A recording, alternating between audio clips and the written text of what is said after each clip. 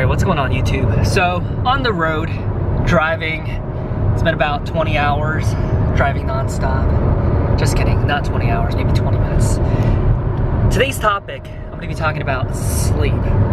Everything that I've learned about sleep and why I'm so interested in sleep. And I just want to share this plethora of knowledge with you because I think sleep is one of the most underrated things that we can do for ourselves, right?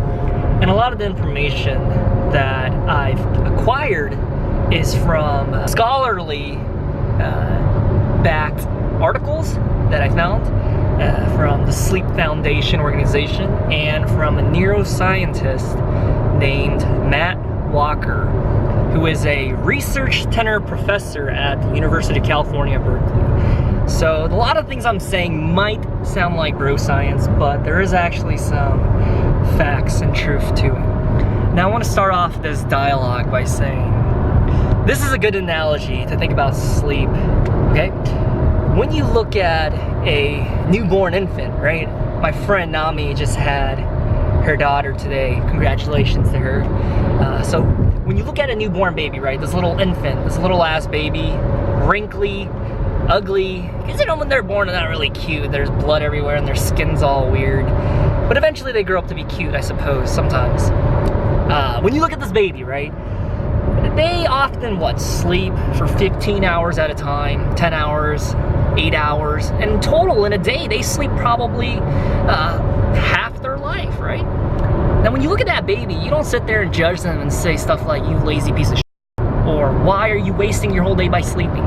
We don't say that, right? Because we understand that sleep is essential for life and to properly develop as a human being when you're a little fetus, right? Walking around in the real world. But how come when you look at a teenager, right? When you look at a 15, 18, 21-year-old who is sleeping 6 or 7 hours, you start yelling at them like, you lazy, ignorant, arrogant piece of entitlement. Why aren't you getting up? Why are you sleeping all day? We say those kind of things. We think like that when they sleep more than 7 or 8 hours. Get out of bed. You're wasting your day away. It's funny. It's funny, right? I wanted to share with you some sleeping tips. But before I do that, I want to tell you why I'm so interested and fascinated on the topic of sleep.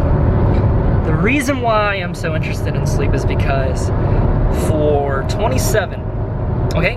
This is not an exaggeration. For 27 years of my life, I neglected sleep, okay? Even from a very young age, I developed this really unhealthy mentality that sleep is a waste of time. Honestly, even when I was 5 or 4 years old, okay? I used to say to myself, I'm not gonna sleep, it's a waste of time. My voice was so high when I was a kid, all right? I used to be like, I don't want to sleep, I just want to play, you know, I want to run around, be naked, do the things I want to do as a kid. And around age 6 or 7, I started to say, I'll sleep when I'm dead. I don't want to sleep right now. And so I used to go to bed really late, wake up early so I can play more, run around, be naked. And as an adult, that accumulated into me just dreading sleep. And so, I don't know, I think it's because I developed this like warrior mindset where you believe this false notion that less sleep is better and you can brag about it. Don't you know someone like that in your life? Yeah, man, I only need 4 hours to properly function. It's like, dude, shut the hell up, right? Shut up. Maybe so, but for 99% of us, that's not possible, man. It's not. And I used to be like that. I used to brag. I'd be like, yo, I only need 5 hours. Bullshit, right? That's absolute BS because I would have bags under my eyes and it's just not fun and games, even though you can brag about it. But deep down inside, right, biologically in your body, you're actually not functioning right. You might think through your warrior mindset like, oh yeah, I'm doing fine and dandy with 4.5 hours of sleep. But your body would say otherwise, right? I don't know, there's motorcycles in front of us. Here's the thing, we're supposed to share the road with motorcycles, right? One thing that pisses me off is that they weave in and out of traffic and then we're expected to just yield and be careful not to hit them because if you tap them even slightly, they go flying off and it's a tragedy and it's scary. But all I'm trying to say is, man, motorcycles, y'all gotta be a little bit more passive drivers, you know what I'm saying? Every single time I encounter motorcyclists on the road, they're super aggressive, man. Super aggressive. I'm sure someone's probably watching this saying, shut up, I'm not aggressive. It's whatever. It's personal, anecdotal experiences, right? Anyways, let me drop right into the sleeping tips. So the first one that is super important is you should go to sleep every single day, okay? This is Monday to Friday, you might be thinking, right? No. This includes weekends too. So Monday to Sunday, Saturday and Sunday is included, and Friday night. I know Friday is when you go turn up, you go meet that boy you met on Tinder at 3 a.m. in the morning, and you go clubbing the next day on Saturday. I know Friday and Saturdays are the days you turn up, but what I'm saying is, yo, on those days, you should go to bed at the same time that you did on Tuesday, okay? In an ideal world, right, in an ideal world, you want to aim for 10 p.m. But obviously, we don't live in an ideal world. We've got jobs, we got lives, we got dinner to do, we got food, we got, you know, things we got to catch up on. 10 p.m.'s not realistic. I understand that. The reason why I say 10 p.m. is because they found out through multiple studies that 10 p.m. to 2 a.m. are the most optimal and vital hours for your sleep-wake cycle that enhances your body, right? And what I mean by that is 10 p.m. to 2 a.m. is when your body's deep sleep is the strongest and most crucial for recovery. Now, I want to go back to that example that I was talking about with the teenager sleeping 7 or 6 hours a day. Did you know that sleep is so important that it's one of the most fundamental ingredients to enhance your cognitive ability, to retain information, to improve your memory ability, to boost your collagen production, right? Your skin. If you don't sleep, you're literally aging yourself. So man, no matter how strict your skin routine may be, if you're not sleeping right, you're jacking yourself up. Your ability to recover from injuries, your physical performance enhancement is essentially due to sleep.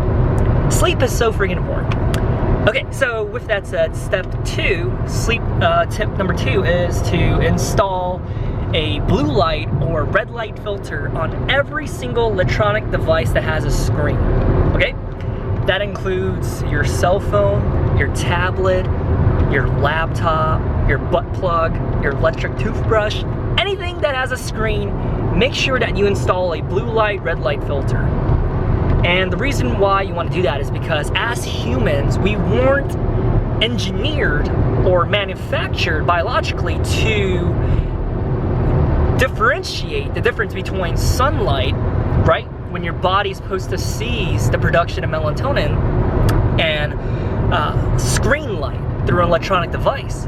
Because what happens is when you stare at a screen that is emitting blue light at night, so say you're looking at your TV, right, or you're looking at your phone, you're watching some porn, or you're doing something naughty, it's 7 p.m. and it's a blue screen, it's bright as hell.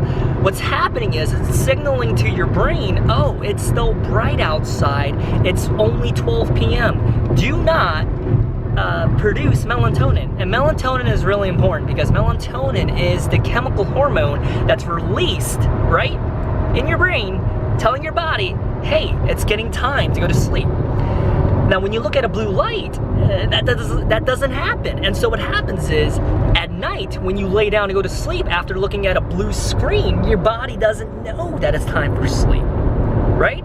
It doesn't know. It's telling your body, hey, stay awake. It's 1 p.m. And so what I do is I just keep the filter on all day after 5 p.m. I don't even play games. I don't take risks. If it's 5 p.m., the blue light filter, red light filter is coming on. If you have a PC, I don't know if it works for Apple, but if you got a PC, you have Windows 10, it comes installed. And so what you can do is go to the search bar on the bottom left and search red light or light filter, and it'll pop right up. Turn on the settings. It'll make a huge difference, okay? If you're on your phone, I think most phones come with the red light filter. I'm holding back a burp right now. 1 second. I know what you're thinking. You're probably thinking, dude, you're ratchet. I'm gonna click this like. Please, go ahead, click this like. I burp, I fart, I pee, I'm a human, okay? Tip number 3. Not only should you be going to sleep every day at the same time, but I encourage you, I urge you, I even challenge your freaking nipples, okay? I challenge you to be consistent with what time you wake up. So for example, if you go to sleep every single day at 11:30 p.m., then it would behoove you to wake up at 7:30 a.m. every day, regardless of how much sleep you've got the night before. Now, I'm not even gonna lie to you, this is gonna be super hard, right? When you're trying to fix your sleeping habits and schedule in the beginning, for the first few days, or even for the first few weeks, it took me a few weeks, okay? For this step to kick in and work. When you try to adjust your sleeping pattern, right, it's gonna be super freaking hard, because sometimes when you try to go to bed, you're gonna lie there naked, staring at the ceiling, and your brain won't turn off. You'll start thinking about things that you did in first grade. What are you gonna eat tomorrow? Did I pay that bill off? Did I do this? Did I do that? Your brain's all over the place if you're anything like me. And the next thing you know, the clock says 2 a.m. and then you start panicking. Oh my gosh, if I don't fall asleep in 10 minutes, it's gonna be 2:10, blah, blah, blah. And the next thing you know, it's 4 a.m. And so you go to bed at 4 a.m. and you rationalize, because I slept so late, I ought to sleep in. Now that's one of the biggest mistakes that we can make. The reason why is because when you sleep at 4 a.m., you'll wake up at 1 p.m. And when you wake up at 1 p.m., what happens is that you will not find your body tired at 10, 11 p.m. And it'll throw you into this nasty cycle of going to bed late and waking up late, and you'll never escape. So what I'm saying is, even if it takes your ass 2 a.m., 3 a.m. to fall asleep, I need you to promise me, boo-boo, that you'll still wake up at 7:30 a.m. You do that in a consistency, yes, you will be grudgy and tired in the day. But what'll happen is, after a few days or weeks, you'll start falling asleep in a reasonable time at 10 p.m., and your body will naturally start waking up at 7:30. You do this long enough, you will wake up without an alarm clock, okay? I used to do this when I was in the Army. My body was adjusted to waking up at 4:15 a.m. before my officer's meeting in the morning, and so my body would naturally just wake me up. You do it enough times, you won't even need an alarm. That's what I'm saying. Because yes, alarms are a lifesaver in many instances, but did you know that your alarm might be doing a lot of harm to you? The reason why I say that is because if you are in the middle of a REM sleep or deep sleep, and that alarm goes off and it wakes you up, it'll damage you a lot more than you think. The reason why it's so crucial that you want to attain naturally waking up like our ancestors did is because you'll wake up rested after your deep sleep, right? The body will naturally wake up. You don't want to interrupt it in the middle of it. Hey, there's a baby in car. There's a sticker that says baby in car. I don't know, I talk about babies in the beginning of the video. Now I see babies. It's one of those psychological things where if you think about something, you'll start seeing it everywhere. You start thinking about this specific type of brand of clothing, you'll start seeing it everywhere, on Instagram, on Snapchat, on Facebook. It is what it is. And so, if you want to fix your sleep, you gotta go to bed at the same time every day. Even if you don't fall asleep, it's all right. I hear you, but still. Oh my gosh, my hair's coming undone. Go to sleep at the same time and wake up at the same time. That is really important. Can you tell it's super bright out? It's like, I don't know. Today it feels like I'm walking through the streets of Bangkok, Thailand again. It's humid, it's hot. It is what it is. All right, so tip number 4. Tip number 4. When you go to bed, I need you to not stare at the clock. Because when you stare at the clock in bed, what happens is you'll start calculating how much sleep you get if you fall asleep right now, or you'll look at the clock and you'll start invoking anxiety within yourself. Because you'll, oh my gosh, it's a bumpy ass road. It's like we're in the safaris of Africa right now. Because if you stare at the clock, you might think about, you know, by invoking anxiety, you might be thinking, oh my gosh, I'm still awake, I can't fall asleep, and it'll just make matters so much worse. So what's even better is to just not have a clock in your bedroom. I know you might be thinking, what are you talking about, man? but don't. If you're prone to staring at the clock when you're trying to fall asleep every 5 minutes, it's not helping you, dude. When's the last time you looked at the clock and you're like, oh my gosh, it's 2 a.m., I gotta fall asleep, and you fell asleep right away? No, it doesn't work like that. It never does. It's just like when you're at a party and you're drinking, right? And you had 3 cups of beer and you're like, okay, just one more. It's never just one more. It just happens, man. So don't look at the clock and just close your eyes, right? I mean, that's something I'm still working through, where you're just laying there and you think about nothing. It's so hard for me because I think about everything and anything.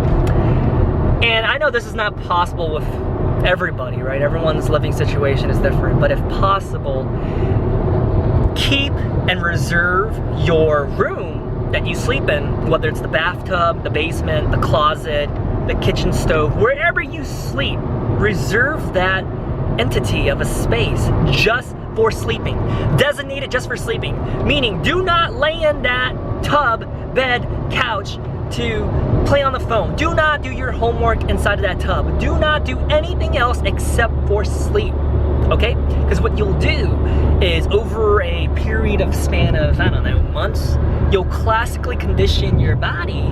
And what that means is, you know, you'll teach your biology to adjust and to train that this space is just for sleeping. Because what happens is, if you associate, right, your brain is so intelligent that it learns to associate things so that you can do shortcuts. Our brains are actually really lazy. And because it's lazy, it generates a lot of shortcuts to do things fast. That's why when you tie your shoes as an adult, you don't think, okay, I grab the left one and then the right. No, you just automatically do it, and it's a shortcut. Your brain developed this spatial mapping of how to do it already. Just like when you're driving on the road, you know how to get to your school, to your work, to your grandma's house instantly. You just memorize it. You don't have to be like, okay, when I get to that light, no, sometimes you can just coast right there. And your brain is so smart that if you start doing all these other tasks, that it'll quickly adjust and say, hey, I'm not gonna go to sleep because this is where I usually watch YouTube, or this is where I usually do this or that. So if you're a sensitive sleeper like me, it's really hazardous. But if you're not a sensitive sleeper, disregard what I said. It doesn't really matter. Okay, so tip number 5. Okay, this one is, I guess it kind of complements what I'm saying when I talk about anxiety in bed. If you feel like you've been laying in bed or the couch for longer than, say, 10 or 15 minutes, I need you to physically get your ass out of the bed and do something relaxing for like 5 minutes. Something that's really boring in another room. Okay, so go outside, go to the kitchen, go to the basement, go to the closet, go somewhere else besides the designated place for sleeping, and do a mundane task. Now what I do is I sit cross-legged with the fan on my naked back and I stare at my fish tank. I've got an aquarium, and I do deep breathing. That's all I do. I just stare at them and I do deep breathing for legit 2 to 5 minutes. And after that, I crawl back into bed. What I recommend is that you don't get up and go on your phone, because then you'll seriously screw yourself harder. It's like ramming an eggplant right up your butthole. I mean, who wants to do that, right? You don't want to be doing that. And so with that said, do something boring. I think the most popular choice of a mundane task is to just read with a candle light or some sort of a dim light for 5 minutes. Something boring. So pick up your biology textbook, pick up anything and just start reading food labels. That's a good one, food labels. You can read that. And other days, when I can't fall asleep and I don't feel like looking at my fishies, what I do is I turn the red light filter. I mean, it's already on, right? If you've been listening, it's already on. I turn the red light filter on my phone, which is on, and I go to YouTube. I put the volume really faint and I watch a championship chess match. Chess is so boring to me. Some of you might think it's a sport, whatever.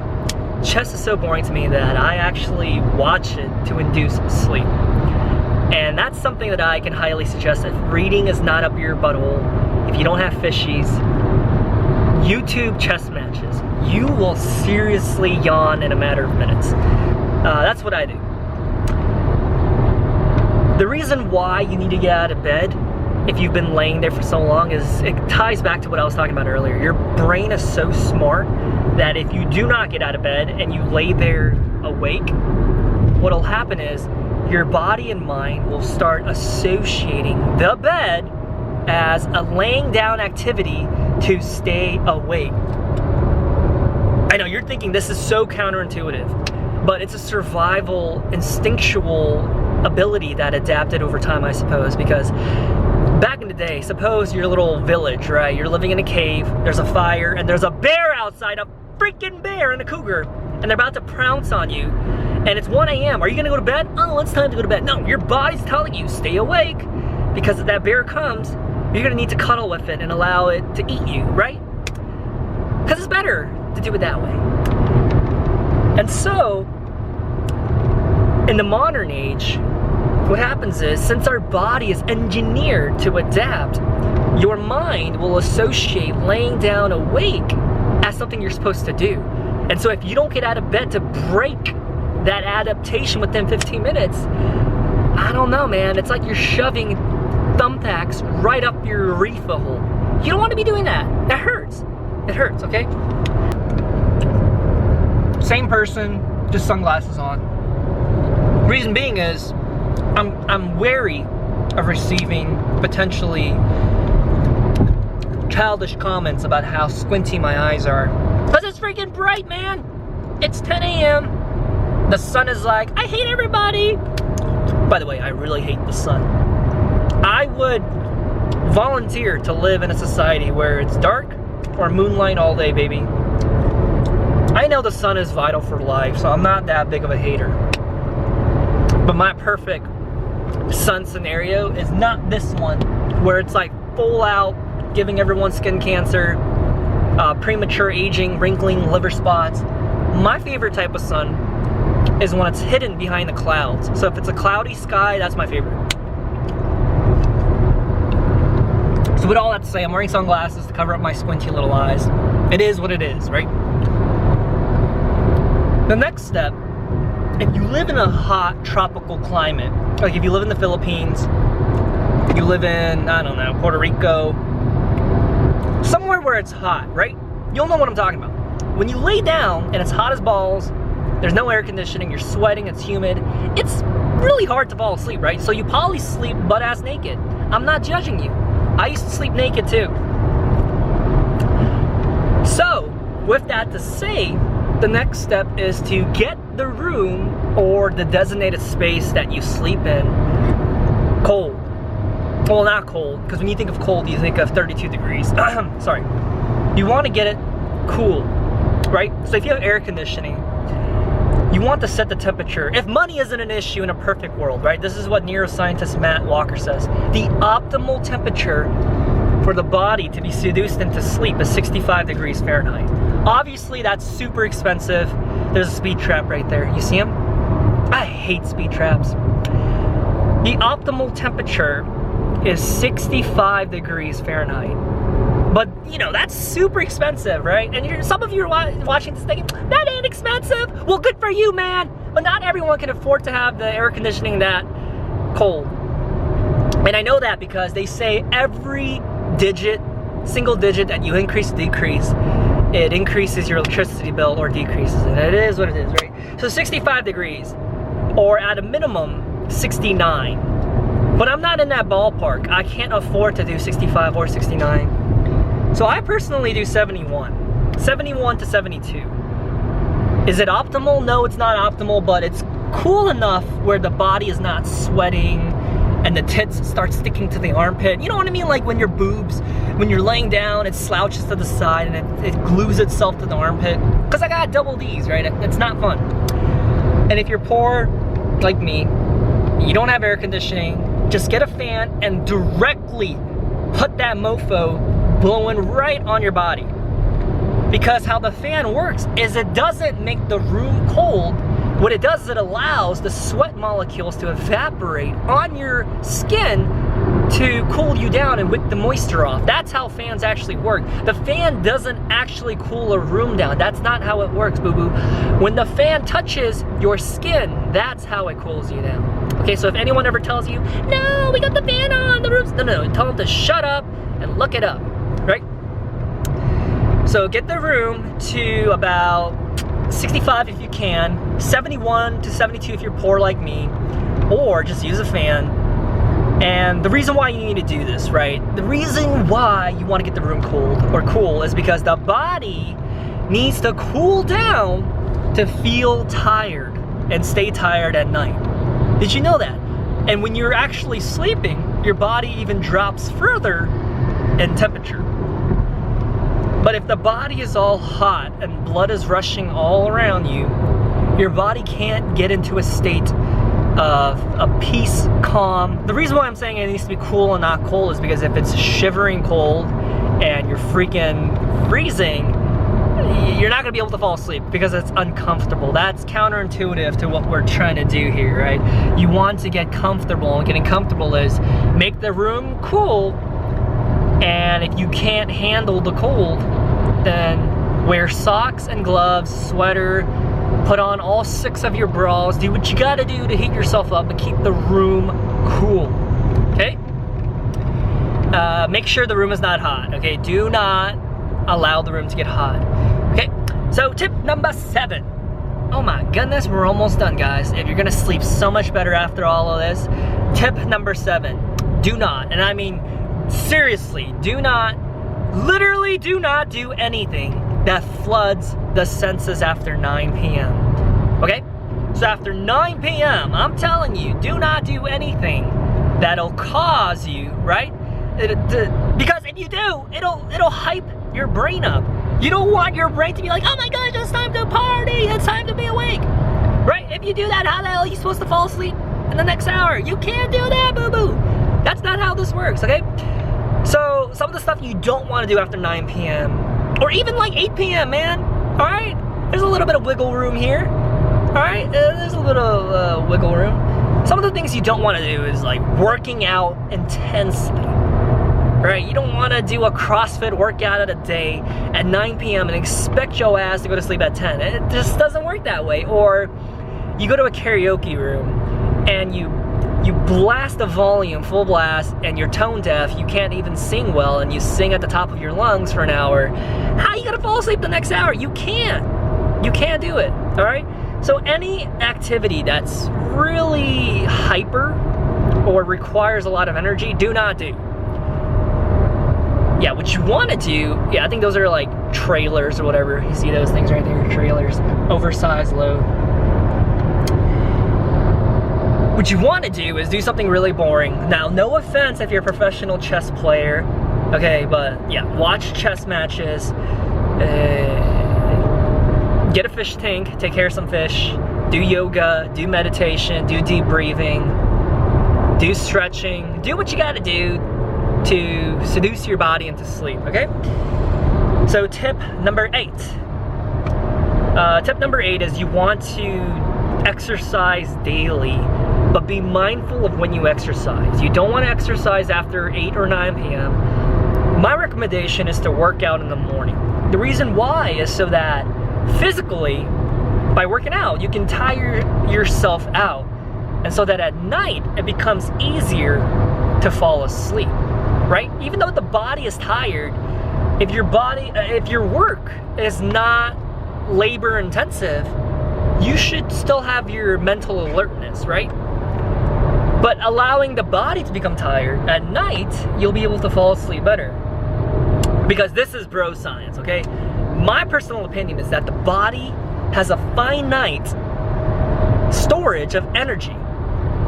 And if you are at 100, it's harder for the body to be tired and to fall asleep. And so it's better to tire yourself out by doing a workout or walking, doing anything that burns calories. Oh my gosh, they're swerving. Anything that burns calories so that the percentage of 100 can be reduced to at least 50 or 60. Anything below a passing score. So 70 or below is what you want to aim for, so that the body's natural energy is not at the peak. Because how are you supposed to fall asleep if you're super like yoked, jacked, swole, and restless, right? You want to blow some of that steam off, is my opinion. Now, the next portion of the video, I don't want to scare anyone. It's not my intention to give you nightmares. Haha, bad joke. But I really want to make sure this hits home with you and you start to treat sleep a little bit more important, right? These are some of the things that happen if you have a lack of sleep, which is also known as sleep deprivation. Now, there's a lot more. There's a lot more, and some of the ones that we're all aware of is like, you know, decreased cognitive ability, right? Everyone knows that one. But I'm going to talk about things that you might not have known, right? And the first one is that a lack of sleep, sleep deprivation, actually ages you faster. And if you do it for a long enough time, for a week of bad sleep, it can age you literally, biologically, by 10 years. Your skin, your organs, and if you're male, your testicles shrink. And they shrink by huge amounts if you don't sleep properly.